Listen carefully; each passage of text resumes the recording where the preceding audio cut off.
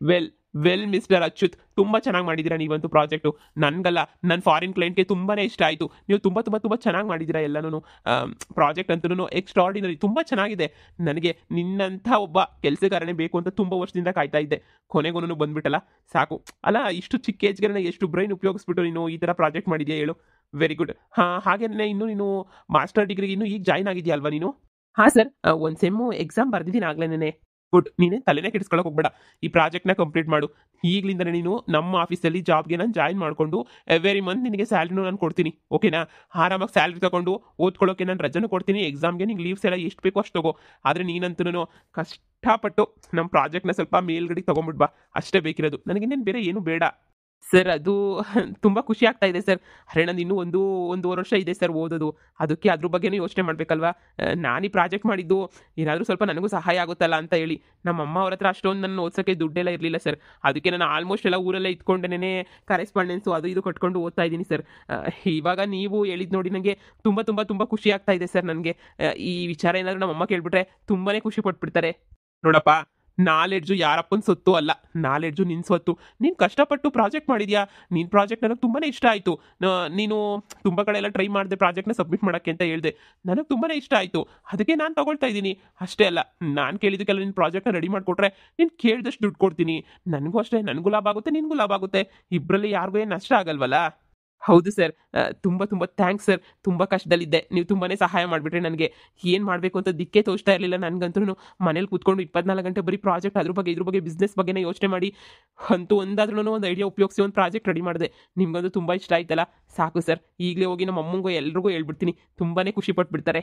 ನೋಡು, ಒಂದ್ಸಲ ನೀನು ಪ್ರಾಜೆಕ್ಟ್ ಕೊಟ್ಮೇಲೆ ಮತ್ತೆ ಆ ಪ್ರಾಜೆಕ್ಟ್ನ ಬೇರೆಯವ್ರಿಗೆ ಕಾಪಿ ಕೊಡಂಗಿಲ್ಲ, ಸರಿನಾ? ಏನಾದರೂ ಆ ಥರ ಕೊಟ್ಟರೆ ನಾನು ಕಂಪ್ಲೇಂಟ್ ರೈಸ್ ಮಾಡಬೇಕಾಗುತ್ತೆ. No sir, no no no, ಆ ಥರ ಎಲ್ಲ ಮಾಡಲ್ಲ ಸರ್. ನಾನು ತುಂಬ ಅದರಾಗೆಲ್ಲನೂ ಪ್ರಾಮಾಣಿಕವಾಗಿರ್ತೀನಿ ಸರ್. ಮತ್ತು ಅದು ಅದು ನೋಡಪ್ಪ, ಯಾವುದ್ರ ಬಗ್ಗೆನೂ ಸಂಕೋಚ ಪಡ್ಕೋಬೇಡ. ನಾನು ನಿಂಗೆ ಇವಾಗ ಚೆಕ್ ಕೊಡ್ತೀನಿ, ಬಾ ಚೆಕ್ ಕೊಡ್ತೀನಿ, ಚೆಕ್ ತೊಗೊಂಡು ಹೋಗಿವಂತೆ.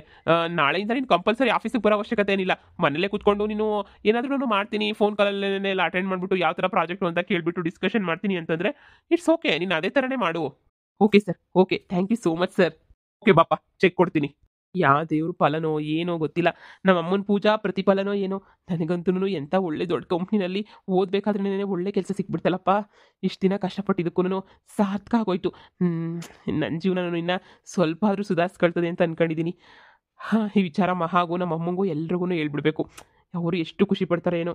ಎಷ್ಟು ವರ್ಷದಿಂದ ಕಾಯ್ತಾವ್ರೆ ಪಾಪ. ಮಹಾ ಅವಳು ಓದೋದು ಬಿಟ್ಬಿಟ್ಟು ನನಗೆ ಓದ್ಸೋಕ್ಕೆ ಅಂತ ಹೇಳ್ಬಿಟ್ಟು ನನಗೆ ಓದು ಓದು ಓದು ಅಂತ ಕಳಿಸಿದ್ಲು. ಅಷ್ಟು ಕಷ್ಟಪಟ್ಟವ್ರು ನನಗೋಸ್ಕರ. ಮತ್ತೆ ಯಾಕತ್ತೆ ಏನೋ ಜೋರಾಗಿ ಮಾತಾಡ್ತಾ ಇದ್ದಲ್ಲ ಅಲ್ಲಿ? ಅಯ್ಯೋ, ಸಾಲ್ಗಾರರು ಬಿಡ್ಬೇಕಲ್ಲಮ್ಮ. ಸಾಲ್ಗಾರರು ತಲೆ ಮೇಲೆ ಕುಂತ್ಕೊಬಿಟ್ಟವ್ರೆ. ಸಾಲ ಸಾಲ ಸಾಲ ಅಂತ ಹೇಳ್ಬಿಟ್ಟು ಏನ್ ಮಾಡನಿ, ನಾನು ತೀರ್ಸಕ್ಕೆ ಪ್ರಯತ್ನ ಪಡ್ತಾನೇ ಇದ್ದೀನಿ. ನಿಮ್ಮ ಮಾವ ಏನು ಅಂತ ನಿನ್ಗೂ ಗೊತ್ತಲ್ಲಮ್ಮ, ನಿಮ್ಮ ಮಾವನ ಕತೆ. ಅವನಂತೂ ಯಾವಾಗ ಕುಡ್ಕೊಂಡು ಬಿದ್ಕೊಂಡು ಓಡಾಡ್ಕೊಂಡು ಇರ್ತಾನೆ. ನಾನು ಎಲ್ಲಿಂದ ಒಬ್ಳೆ ಸಾಲ ತೀರ್ಸಕ್ಕಾಗ್ತೈತೆ ಹೇಳು? ಆದ್ರೂ ಎಷ್ಟೋ ಕಷ್ಟಪಟ್ಬಿಟ್ಟು ಸಾಲ ತೀರ್ಸಕ್ಕೆ ಅಂತ ಪ್ರಯತ್ನ ಪಡ್ತಾ ಇದ್ದೀನಿ. ಅದೇ ವಿಚಾರಕ್ಕೆ ಜಗಳ ಆಗ್ತಾ ಇತ್ತು. ಏನ್ ಮಾಡೋಕ್ಕಾಗ್ತೈತೆ, ನಮ್ಮ ಗ್ರಾಚಾರ ಸರಿ ಇಲ್ಲ ಅಂತಂದ್ರೆ ಹಿಂಗೆಲ್ಲ ಆಗ್ತೈತೆ. ನೀನ್ ಅದ್ರ ಬಗ್ಗೆ ಎಲ್ಲ ತಲೆ ಕೆಡ್ಸ್ಕೊಳಕ್ ಹೋಗ್ಬೇಡ, ನಡಿ ಒಳಗಡೆ. ಅತ್ತೆ, ಇಷ್ಟೆಲ್ಲ ಆದ್ರೂ ನನ್ಗೆ ಯಾಕೆ ನೀವು ಹೇಳೋದೇ ಇಲ್ವಲ್ಲ? ನೀವೇನು ತಲೆ ಕೆಡ್ಸ್ಕೊಬೇಡಿ, ನಾನೇ ಎಲ್ಲಾದ್ರೂ ನಾನು ಒಂದು ಕೆಲಸನ ಹುಡುಕತ್ತೀನಿ.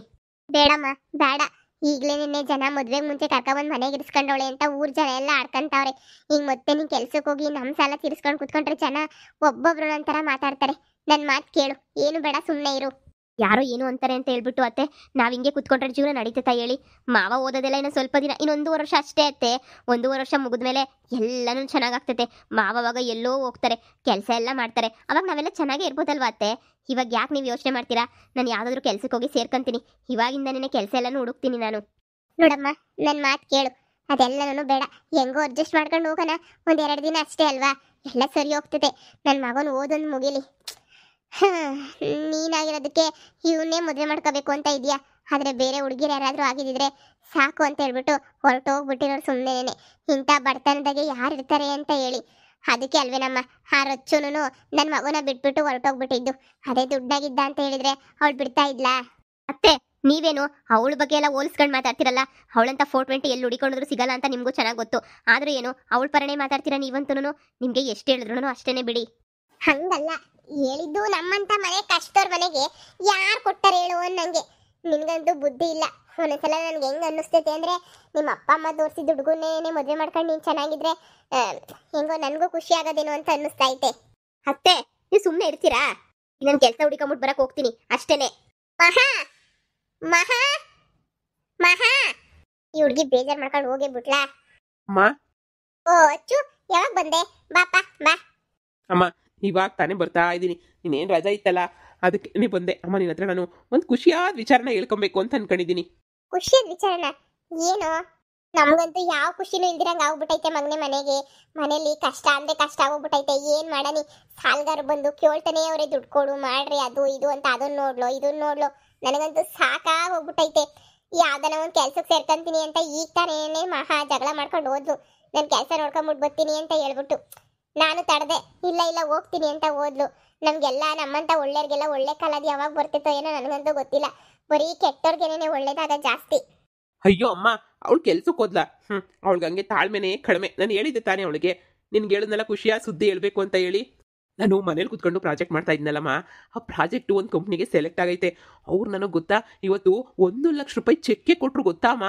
ಇನ್ಮೇಲೆ ನೀನು ಆರಾಮಾಗೆ ನಾವು ಕೇಳಿದ ಪ್ರಾಜೆಕ್ಟ್ಗೆ ಫುಲ್ ರೆಡಿ ಮಾಡ್ಕೊಂಡು ತಗೊಂಬಿಟ್ಟು ಬಾ. ನೀನು ಕಂಟೆಂಟ್ ಅಷ್ಟೇ ಸಾಕು, ಬೇರೆ ಇನ್ನೇನು ಬೇಕಿಲ್ಲ.